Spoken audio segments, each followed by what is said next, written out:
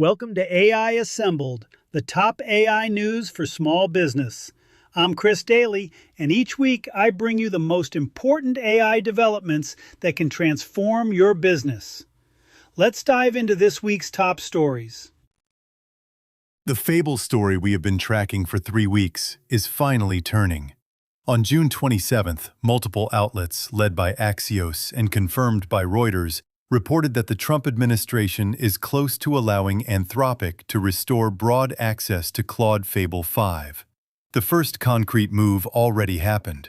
On June 26th, Commerce Secretary Howard Lutnick sent a letter to Anthropic restoring partial access to Mythos 5, but only for what the government calls Annex A organizations. That is, U.S. critical infrastructure operators, federal civilian agencies, national laboratories, and Anthropic's own foreign national staff. Fable 5 for the rest of the world, including paid subscribers and Claude Code users, is still dark as of this episode, but the government's posture has shifted from suspend and investigate to restore with conditions. The expected timeline, per Axios sources, is days, not weeks. For a small business, 3 things to take from this. 1. A frontier AI model can come back from a government shutdown, but the shutdown itself was real, lasted 17 days, and reshaped how every serious AI operator now thinks about single-vendor risk. 2. The restoration is happening through bilateral letter and license diplomacy between Anthropic and Washington, not through any public rule. Translation: future suspensions could follow the same pattern, with the same lack of advance warning. 3. If you opened that backup model account we recommended last week, do not close it when Fable returns. Keep both. The cost of carrying a second account is small. The cost of being single vendor next time this happens is not. Story 2 this week, and it lands directly on the question of who can be trusted with frontier AI. Anthropic publicly alleged this week that Alibaba operated nearly 25,000 fraudulent accounts on Claude, generating more than 28 million interactions, for the explicit purpose of extracting Claude's reasoning, coding, and complex task capabilities. If Anthropic's account is accurate, this is one of the largest model extraction operations on record. Alibaba has not publicly responded as of this episode. What it tells small business operators is something subtler than the headline. The frontier AI providers are now actively defending their models against industrial-scale capability theft, and they are doing it by tightening abuse detection, rate limits, and account verification across all customers, not just the bad actors. So if you have noticed your Claude or GPT account hitting rate limits more often, or getting more identity verification prompts, or experiencing slightly slower agent loops in the past 2 weeks, this is part of the reason. The era of unlimited, anonymous, frictionless AI access is winding down. Build that into your AI operating assumptions. Provision more carefully. Watch your rate limit logs. And if you are an integrator selling AI services to other small businesses, expect more verification friction on your customers' accounts, not less. The third story is the one that will quietly reshape AI pricing 12 months from now. OpenAI introduced its first in-house AI chip this week, named Jalapeno, designed in partnership with Broadcom and aimed at inference workloads, meaning the chip that actually runs the model when you type a prompt, not the chip that trains it. This is OpenAI's direct play to reduce its dependence on NVIDIA, the same way Anthropic is leaning on Google TPUs and Amazon Trainium. 3 of the 4 largest AI labs are now publicly committed to custom silicon, on top of NVIDIA, not instead of it. For a small business owner, the practical implication is straightforward. The cost of AI inference, what you pay to run prompts through GPT, Claude, or Gemini, is structurally set to keep falling for the next 24 months as custom chips come online. That is good news. But it also means any annual AI contract you sign today at today's prices will look expensive 12 months from now. Negotiate 1-year contracts maximum. Push hard for usage credits, not committed minimums.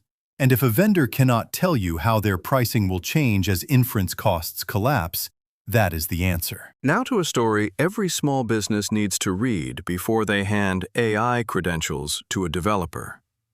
The fintech startup Slash disclosed this week that one of its employees, building a small internal video game using AI-powered code generation, what the industry now calls vibe coding, generated a bill of $81,267 in a single sprint. $81,000 for a side project. Slash revised its AI usage policy company-wide in response. The lesson is not that AI coding is expensive. It isn't when used carefully. The lesson is that a developer running a frontier model in a loop, without per-task budgets and without alerts, can burn through a small business's entire annual AI budget in a single weekend. We touched on this last week with the new Claude Agent SDK billing change. This is the same problem in a different costume. 3 controls to put in place this week if you have any developer, contractor, or fractional IT person with access to your AI accounts. 1. Set hard monthly spend caps in every AI account, not soft alerts. Most providers offer both. Choose the hard cap. 2. Separate developer accounts from production accounts. The developer can experiment, but with a separate, smaller budget. 3. Ask your developer for a weekly cost and output report. 2 sentences. What was run, what it produced, what it cost. If they cannot produce that report, they should not have the credentials. This is not about distrust. This is the same operating discipline you would apply to any new credit card you handed to a new hire. Story 5. And this one is for every small business that ships visual content, which, by 2026, is most small businesses. At Config 2026 this week, Figma launched a new product called Motion. Motion is an AI-powered animation tool that lives directly inside Figma, currently in beta. It lets a non-designer generate advanced animations, transitions, and micro-interactions, the kinds of motion graphics that used to require a specialist using After Effects or a paid animation service. Figma has spent 2 years quietly evolving from a design tool into a full digital product platform, and Motion completes the picture. Ideation, design, interaction, and now animation, all in one subscription. For a small business that runs marketing on Instagram Reels, TikTok, YouTube Shorts, or any platform where motion outperforms static, this changes the math.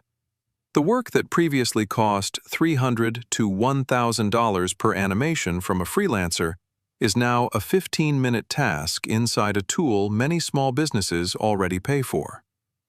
2 practical moves. 1. If you already pay for Figma, check whether Motion has rolled out to your account this week and try it on one short social post. 2. If you are paying a freelance animator monthly, ask them to evaluate Motion and tell you which parts of your pipeline can move in-house. Most freelancers will quietly tell you the truth. Now a correction we owe listeners from the last 2 episodes. For the past 3 weeks, we have been telling small businesses that the Colorado AI Act takes effect June 30th, that is, tomorrow, and to prepare a disclosure page. Here is the update that changes that picture. On May 14th, Colorado Governor Jared Polis signed Senate Bill 26-189, which replaces the original Colorado AI Act entirely. The new law strips out the original duty of care, the risk management program requirement, and the impact assessment obligations. It substitutes a streamlined disclosure and transparency framework focused on automated decision-making in employment, education, housing, lending, insurance, healthcare, and essential government services. And critically, the new effective date is January 1st, 2027, not June 30th, 2026. So if you spent the last 2 weeks preparing a Colorado disclosure under the original law, The good news is the work you did is not wasted. The new law still requires a plain language AI disclosure for adverse decisions, with 30-day post-decision notices, 3-year record retention, and the right of consumers to request human review. The framework is simpler, and the deadline moved 6 months, but the direction is the same. Every small business making consequential decisions about Colorado residents will need a disclosure regime by next January. We owe you the corrected timeline. 6 months more breathing room, same direction of travel. And one personal story from the host before we close. I'm Chris, and a few months ago I was given a free year of Bordy Pro as an early adopter.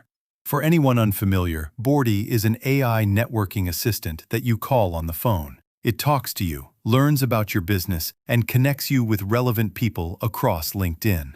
That is the marketed use case. On a whim this month, I started asking Bordy to do things it is not advertised to do. I asked it to draft a sales proposal. It did. I asked it to put together a 1-page summary report on a market segment. It did that too. I asked it to outline a sales deck. Done. The basic version of Bordy is 100% free and is quietly capable of work that small business owners are currently paying $20 to $50 a month for elsewhere. I am not affiliated with the company. I am just a user telling other users what I found. If you already use Bordy, ask it to find me and connect with me, Chris, host of AI Assembled. If you do not use Bordy and want an invite, reach out to me directly and I will send you one. Worst case, you have one more AI tool in your stack that costs you nothing. Best case, it replaces a paid subscription you no longer need. So here is the bottom line on this week. Fable is coming back, but on the government's terms, not Anthropic's. Alibaba and Anthropic are at industrial war over model capability theft, and the friction is going to show up on every small business's AI account. OpenAI just shipped its own chip, locking in the price collapse that's coming over the next 2 years. A startup just burned $81,000 on a vibe coding side project, and the same risk lives inside any small business with a developer and an AI account. Figma added motion graphics to the tool many of you already pay for. Colorado moved its AI compliance deadline by 6 months. And there is a free AI tool called Bordy that most small business owners do not know can do more than networking. Here is your 5-step action plan for the next 30 days. 1. Keep the backup AI model account you opened. Do not close it when Fable returns. Single vendor risk is now permanent. 2. Set hard monthly spending caps, not soft alerts, on every AI account in your business this week. The slash story will repeat. Make sure it does not repeat at your business. 3. If you pay for Figma, try motion on one short-form video this week before you renew any freelance animation contract. 4. Update your Colorado AI compliance project plan. You have 6 more months. Use them to build a disclosure framework that works for every state, because every state is coming. 5. Try Bordy this week for one task it is not advertised to do. A proposal, a deck, a report. If it works, that is one paid subscription you can cancel next month. That's the brief.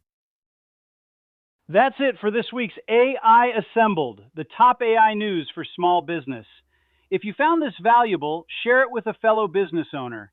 And if you want to know whether AI tools can find and recommend your business, get your free AI website optimization report at freshmediaworks.com/AI ready. Until next week, keep innovating and keep it real.